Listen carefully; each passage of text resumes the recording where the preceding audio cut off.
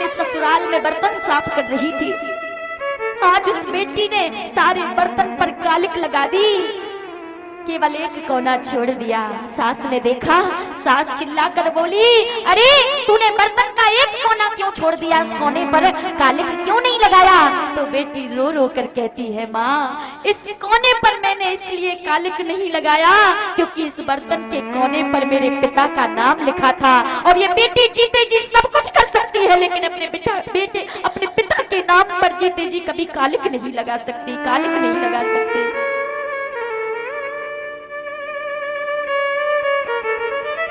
लेकिन आज मैं देखती हूं हमारे सनातन संस्कृति में कि दहेज के लिए बेटियों को जिंदा जला दिया जा रहा है। इसी कानपुर की घटना है, इसी कानपुर की घटना। एक बार एक बेटी के बाप ने, बेटी के पिता ने बेटी का कन्यादान किया।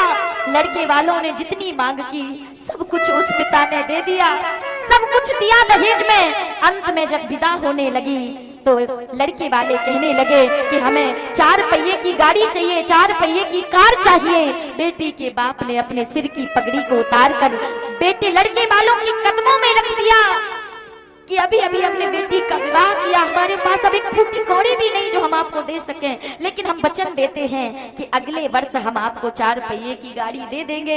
लेकिन जब बेटी विदा होकर आई तो एक दिन सुख से उस घर में नहीं रह सकी। रात ही रात में उसके ससुराल वालों ने जिंदा जलाकर उस बेटी को रोड के किनारे निर्वस्त्र अवस्था में डाल दिया।